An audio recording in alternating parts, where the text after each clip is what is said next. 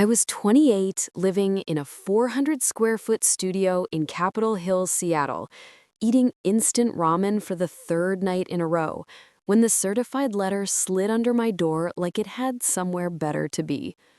The envelope was thick, expensive, the kind of cream paper that costs more per sheet than my hourly wage cleaning other people's houses.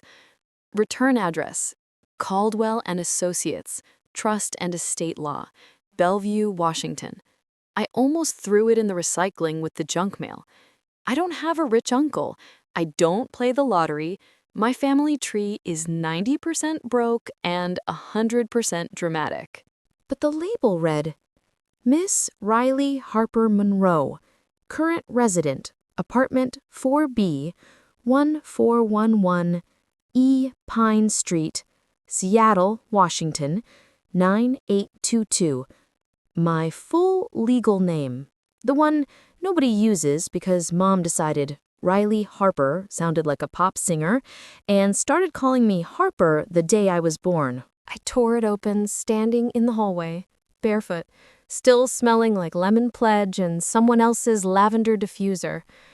Inside was a single page. Dear Miss Monroe, pursuant to the last will and testament of Miss Evelyn Rose Monroe, deceased 30 March 2015, the Riley Harper Monroe Irrevocable Trust reaches its first distribution milestone on 15 November 2025. As you will turn 28 on 12 November 2025, you are now entitled to full control of the principal and all accumulated income. Current estimated value of the trust as of 31 October 2025 is $1,238,717.42. Please contact our office at your earliest convenience to schedule an appointment for transfer of assets and execution of documents. We look forward to assisting you. Sincerely, Jonathan E. Caldwell, ESQ, Senior Partner. I read it 6 times in the hallway.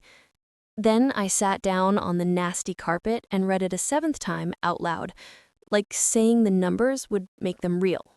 $1,238,717.42. Evelyn Rose Monroe was Aunt Evie, my mom's older sister, the cool aunt, the one who sent birthday cards with $20 bills until I was 16, then suddenly stopped. The one who moved to London when I was 12 and basically disappeared from our lives. She died 10 years ago. We weren't invited to the funeral.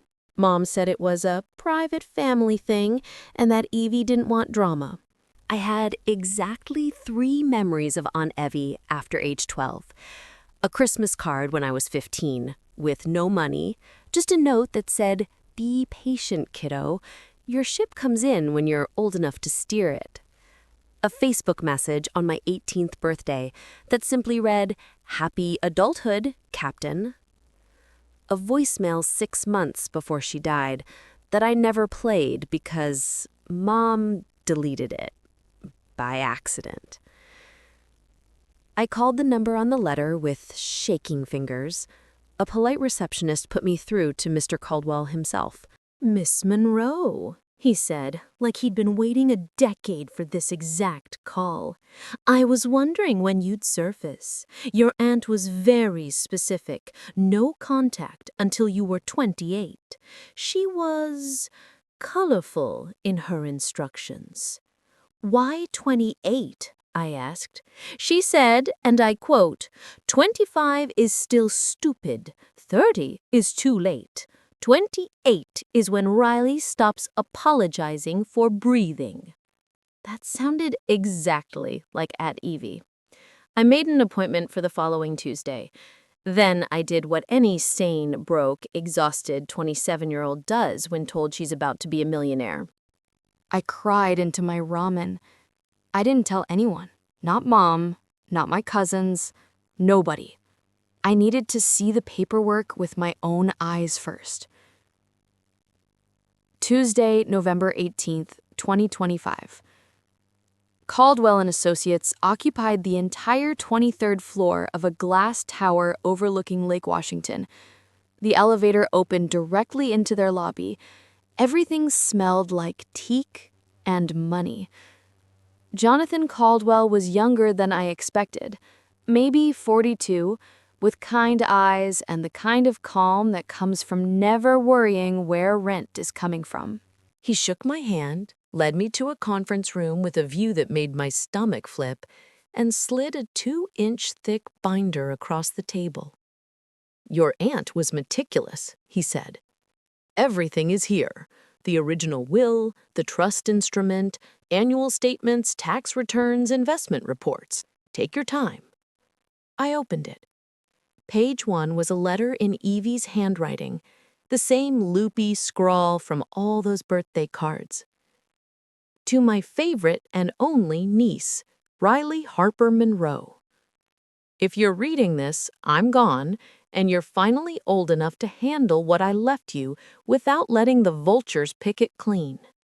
Everything in this trust is yours, was always yours, will be yours the second you turn 28. Your mother and I had differences. She'll try to tell you this money was meant for the whole family, or that I was confused at the end. Ignore her. I made my money. I decided where it went, and I chose you. Do not let anyone guilt you. Do not let anyone manage you. Do not apologize. Buy the ugly boots you always wanted. Travel. Make art. Make mistakes. Make a life that is undeniably yours. I'm proud of you even when you're not proud of yourself.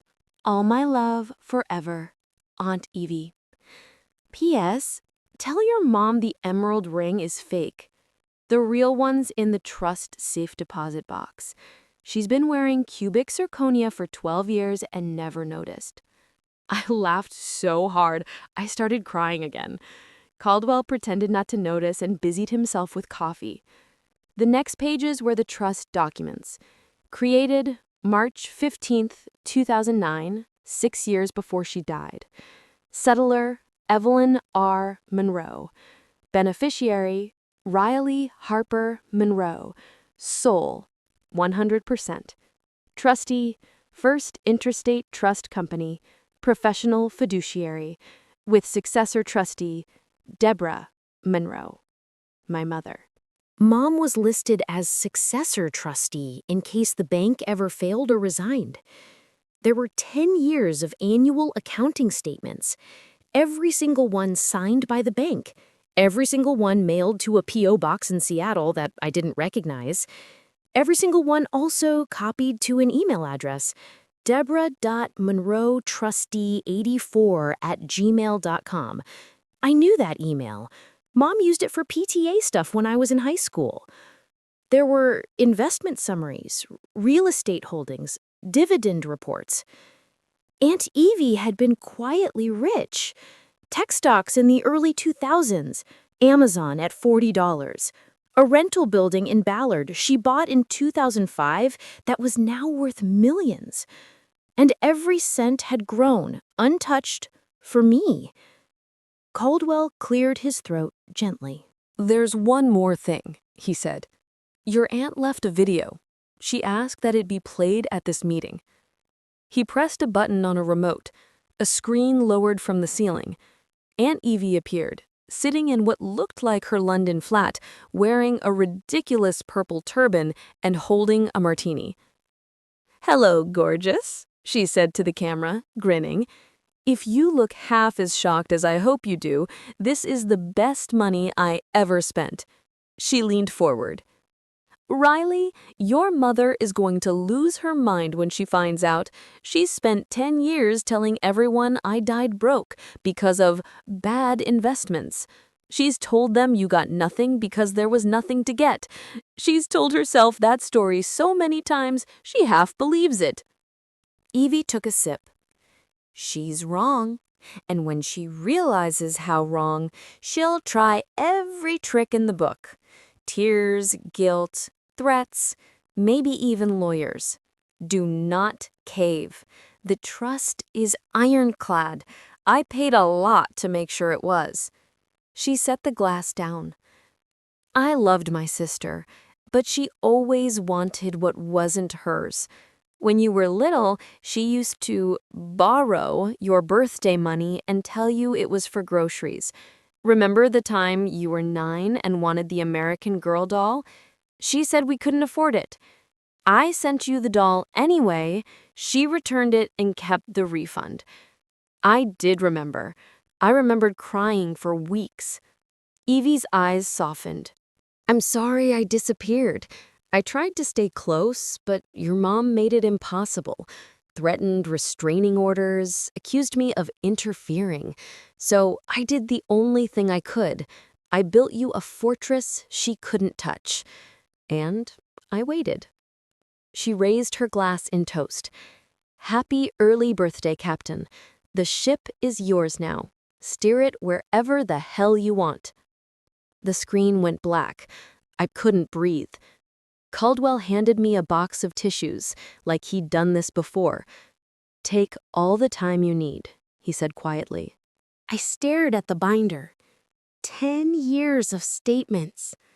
10 years of growth. 10 years my mother knew and never said a word. Thanksgiving was 4 days later. Mom had been texting nonstop. Deborah Monroe, are you coming home for Thanksgiving? Uncle Craig is driving up from Portland. We're doing the usual at 3. Deborah Monroe, Harper, hello? Deborah Monroe, it's been months. A text would be nice. I hadn't answered any of them. I still hadn't decided if I was going. But the more I thought about it, the angrier I got. Not loud anger. Quiet, cold, Seattle rain anger. The kind that makes you clean your entire apartment at 3 a.m. and alphabetize your spices.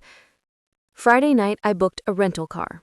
Saturday morning, I drove the 3 hours south to the house I grew up in, the one with the peeling paint and the same plastic Thanksgiving turkey wreath on the door since 2014. I didn't tell them I was coming. I parked down the block, walked up the driveway, and used my old key. It still worked. Inside smelled like sage and onion and lies. Mom was in the kitchen wearing the same red apron she'd had for 15 years, stirring gravy and humming. My cousins were in the living room arguing over football. Uncle Crag waved from the couch. Hey, stranger! Mom turned, startled, then beamed like nothing was wrong. Harper, you came! I was so worried. I let her hug me. Then I stepped back. Is there somewhere we can talk? I asked. She frowned. Now? Dinner's almost... Now, I said. Something in my voice made her pause. She led me to Dad's old office, the one nobody uses because the computer still runs Windows 7. I closed the door, reached into my tote bag, pulled out the binder, set it on the desk with a soft thud that sounded like a gavel. Mom stared at it, then at me. Her face did something complicated. Harper? Sit down, Mom. She sat. I opened the binder to the page I'd bookmarked, the trustee acknowledgement form she'd signed in 2015, accepting the role of successor trustee. Her signature was right there, Deborah Ann Monroe in blue ink. Next to it, the compensation clause. Successor trustee is entitled to reasonable fees not to exceed 1% of trust assets annually. There were 10 years of 1099s showing she'd paid herself exactly 0.9% every year, roughly $80,000 to $100,000 a year, depending on growth. Money she told us was from consulting gigs and side work. Money that paid for my cousin Ashley's braces. Money that paid for the new roof in 2019. Money that paid for Mom's little weekend getaways to the San Juans. I turned the binder so she could see. For a long time, she just looked. Then she whispered, It wasn't supposed to be like this. I waited. She tried a smile that didn't reach her eyes. Evie was sick. She wasn't thinking clearly. She asked me to manage things until you were older, more mature. She didn't want you blowing it all on. Stop. My voice was calm. We're not doing the Evie was confused story. I have the video. I have the will. I have every email you ever sent the bank asking them to route copies to you. Her mouth opened, closed. I pulled out my phone, opened the banking app Caldwell had set up for me that week, turned the screen so she could see the balance. $1,238,717.42, and climbing. That's mine, I said quietly. All of it. Always was. Mom started crying. Not loud. The silent kind where tears just fall. I only took the fees I was allowed, she whispered. I never touched the principal. I was going to tell you when the time was right. There was never going to be a right time, Mom, because the time was my 28th birthday, and you were hoping I'd never find out. She shook her head. You were always so dreamy. You would have quit college, traveled, wasted it. I did quit college, I said, because you told me we couldn't afford it. Remember? I worked 2 jobs to put myself through community college while living in my car for a semester. You remember that part? She flinched. I closed the binder. I'm not here to scream, I said. I'm here to tell you the rest of the family is about to find out, because I'm telling them at dinner, and then I'm leaving, and I'm never coming back to this house. She reached for my hand. I pulled away. Harper, please, think of your cousins. Think of the family. I am.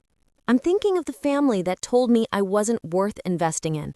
The family that watched me struggle and said nothing.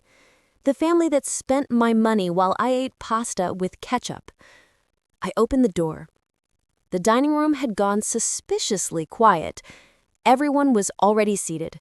Turkey in the middle, mashed potatoes, the good china Mom only brings out for Thanksgiving. 10 faces turned toward me. I set the binder on the table next to the gravy boat. Then I smiled the calmest, coldest smile I'd ever smiled in my life.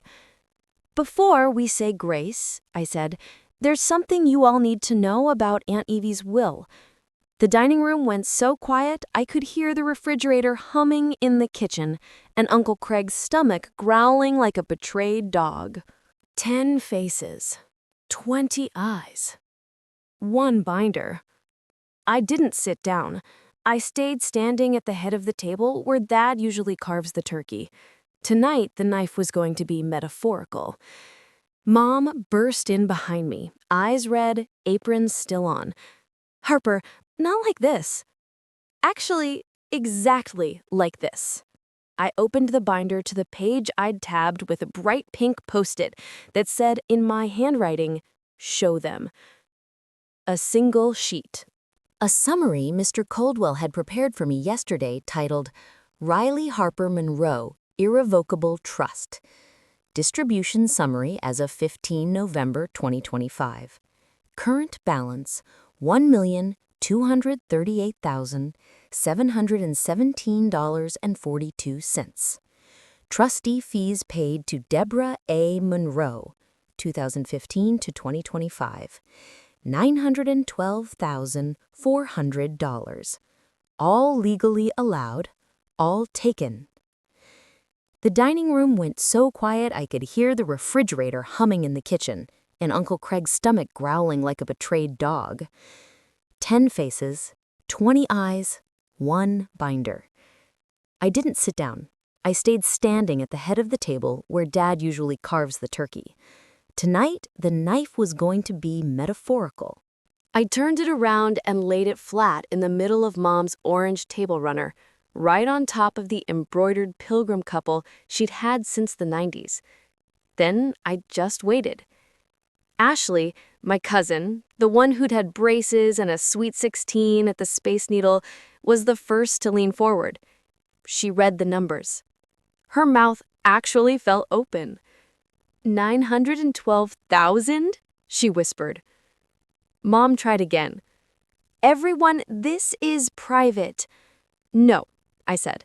Private was the last 10 years. This is public now. Dad finally spoke, voice hoarse. Harper, sit down. Let's talk about this calmly. I am calm, Dad. Calmer than I have ever been. I flipped to the next tabbed page, the trustee fee schedule Mom had signed, her signature big and proud in 2015. I let them all see it. Then the next page, the 1099s, 10 of them. Every year, she reported the income on taxes. Every year, she paid herself. Uncle Craig, Mom's younger brother, the one who always joked he was the poorest sibling, let out a low whistle. Deb, you told us Evie died broke. You cried at Christmas that year because there was nothing for the kids? Mom's hands fluttered like dying birds. I can explain. Please do, I said, stepping back so everyone had a perfect view of her. Explain why you cried poor when you were taking 6 figures a year from my trust fund. Ashley's mom, Aunt Linda, looked like someone had punched her in the soul. You paid for Ashley's braces with Harper's money? Mom opened her mouth, closed it. Silence again. Then my cousin Jordan, 24, TikTok famous for makeup tutorials, the one Mom bragged about constantly, started doing mental math out loud. $912K over 10 years. That's like 90 grand a year. That's the exact down payment on your new kitchen remodel, Aunt Debbie. Mom's face went the color of the cranberry sauce. I didn't have to say anything else. The family was doing it for me. Dad tried one more time. Harper, your mother was the trustee. She was allowed reasonable fees, I said. She was not allowed to tell me Aunt Evie left nothing.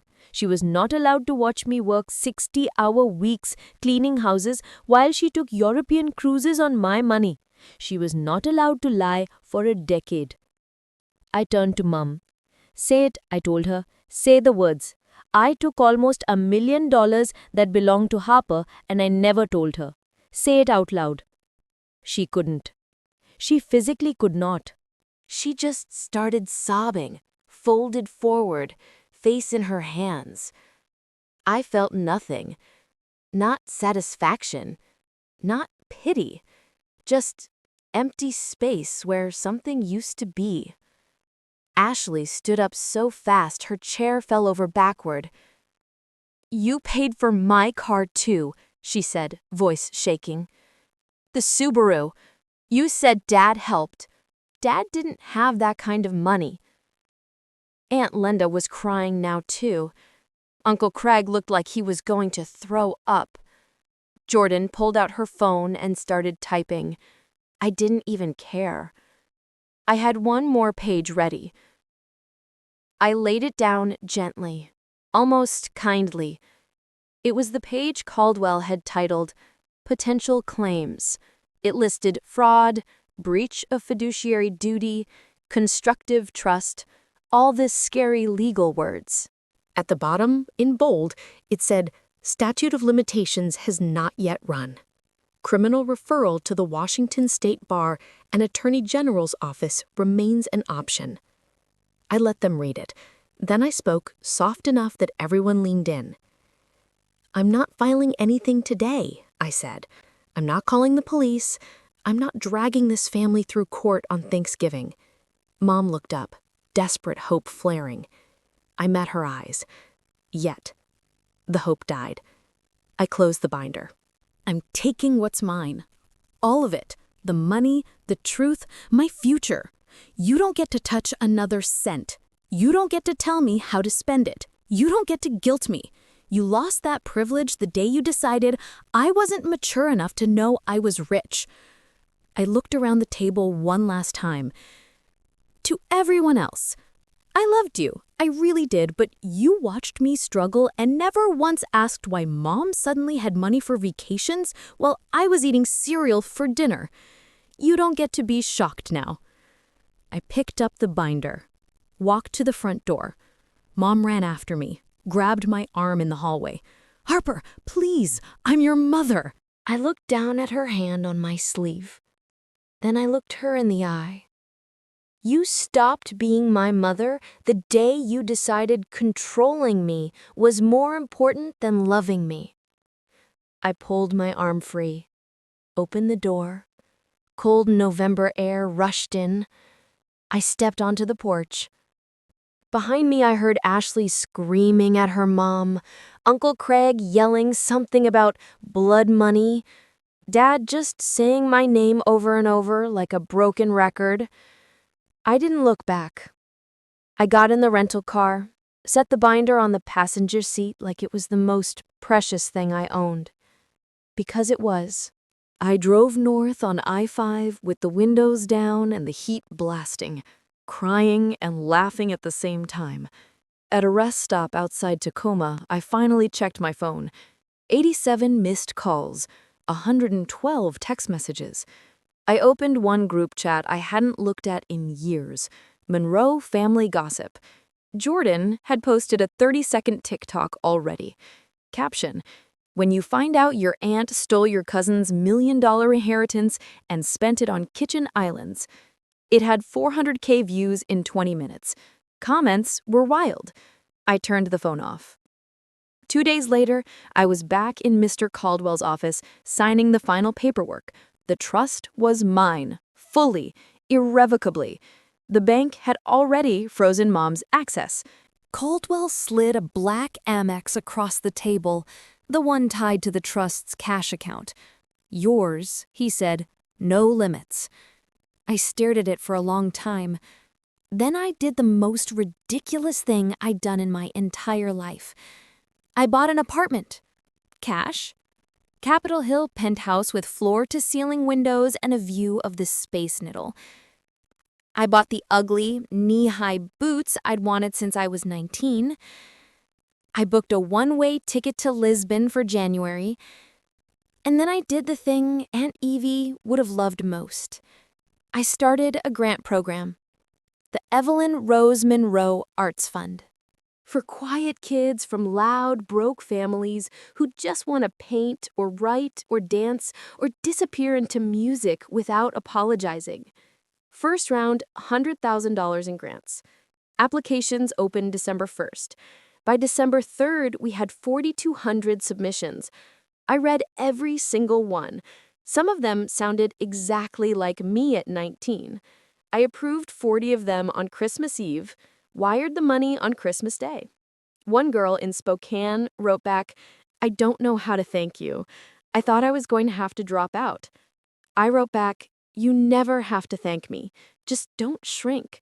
The world is big and it's waiting." I signed it, Captain Riley Harper Monroe. Mom tried to reach me one last time. A letter, handwritten, delivered to my new address, somehow. I opened it on New Year's Eve, sitting on my new balcony with a glass of champagne that cost more than my old rent. "Harper, I don't expect forgiveness. I don't deserve it. I told myself I was protecting you. That's the lie I slept with every night. The truth is, I was afraid. Afraid you'd leave. Afraid you'd never need me again. I was wrong. I'm sorry doesn't cover it. I know that. I'm selling the house. The kitchen island is going with it. Everything I took, I'm paying back. It'll take the rest of my life, but I'll do it. If you ever want to talk, I'll be here. I love you. I always did. I just loved wrong." Mom. I read it twice, folded it neatly, put it in a drawer I labeled later. Maybe one day I'll open it again. Maybe I won't. January 10th, I boarded the plane to Lisbon wearing the ugly boots and a smile that didn't need anyone's permission. Somewhere over the Atlantic, I took a selfie with the black MX raised like a toast, captioned it on my private Instagram, "To the quiet girls who were told to wait, to be patient, to be small, your ship just came in. Steer the damn thing." I posted it, turned off my phone, and slept for 7 hours straight. The first time in 10 years I didn't dream about money I didn't have. When I landed in Portugal, I had $1.2 million, a heart that finally fit inside my chest, and the absolute certainty that the next chapter was mine to write. And for the first time in my entire life, I wasn't apologizing for taking up space. The end.